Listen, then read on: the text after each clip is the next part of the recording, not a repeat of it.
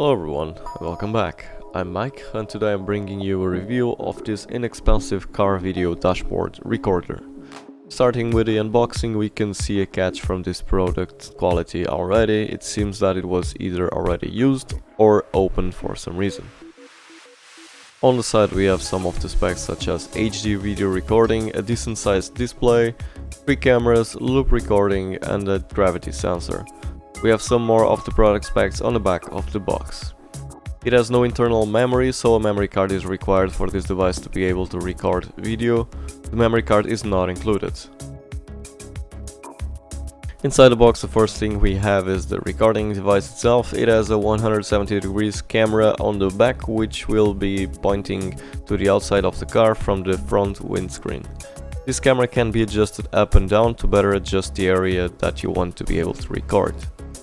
On the front you have the screen. This is not a touch screen, and a 120 degree car interior camera.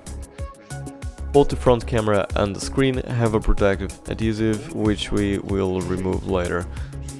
Besides the main device, we have all the cables required to connect everything in the car and the manual that comes in Chinese and English.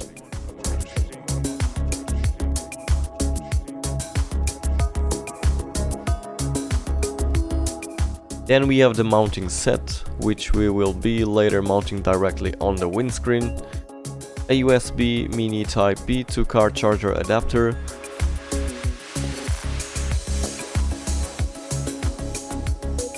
two screws in case you want to firmly screw the rear camera to the back of your car, a sticker to hang the rear camera where you want to place it without having to drill holes, and the rear camera with a cable with the length of 6 meters or 20 feet. By the way, the rear camera is clear water and dust proof. The 6-meter long cable has an audio jack-like connection which connects to the recorder, a connection to the camera and 2 extra wires that can be connected to the reversing lights from your car. The memory card I went with for this device is a Samsung 32GB Class 10 Mini SD, which is inexpensive and ideal for camera devices. Plugging it in is as easy as pie. Just check for the SD card hole on the top of your recorder and plug it in the correct position. Now we just enjoy the pleasure of removing the front camera protective adhesive.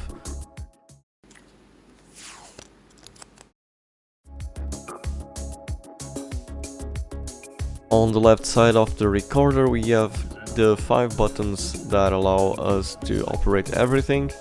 From there you can save the current recording, assuming you're recording in a loop, enable or disable sound capture and switch between which camera is shown in the screen. There are a lot more features, but we will only cover the basic ones.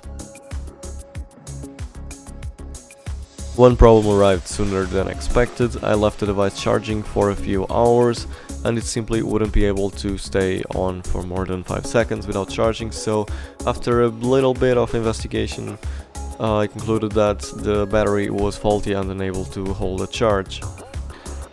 Besides that, all the cameras seem to be working perfectly and setting everything up was really quick.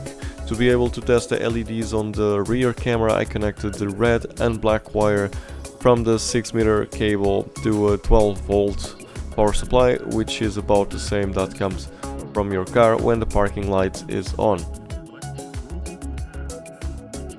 At first I thought those LEDs were for night vision, but they are plain white LEDs, so don't be fooled if someone says it has native night vision. This device does not have it.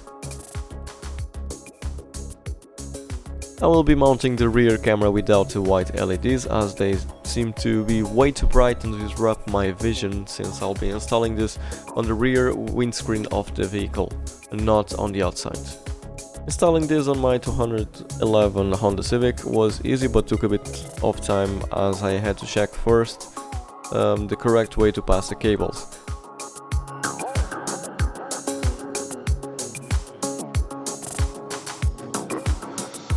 I laid the 6 meters cable on the right side, and except for the 2 cables on the top of the device and the small cable for the rear camera, everything is pretty much invisible. Once everything was connected and fixed in the right place, it was finally time to test it all, starting with the best part, removing the last protective adhesive.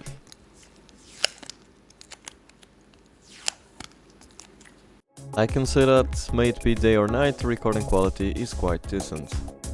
This review would not be complete without adding a sample from each one of the cameras.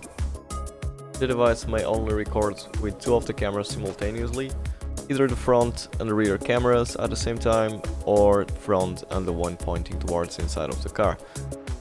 Regarding the resolution of the cameras, despite the box saying the cameras are 5 megapixel, only the windscreen one is.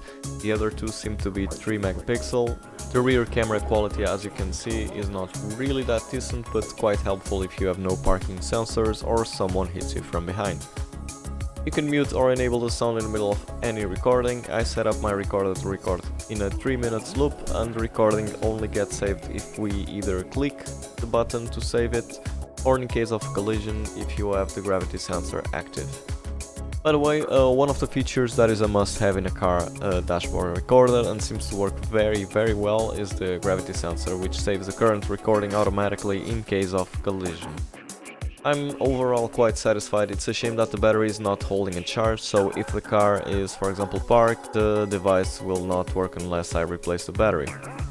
The conclusion: while this thing is not perfect, you will not get anything better for the price. I mean, 35 euros or 40 US dollars at the date of this video publication for a complete dashboard is totally worth it, so we will be giving it an 8 out of 10. This concludes our review for today, ladies and gentlemen. Like this video if it was useful, and for more random tech videos and some weirdness, just reach for that subscribe button and swat it like a fly.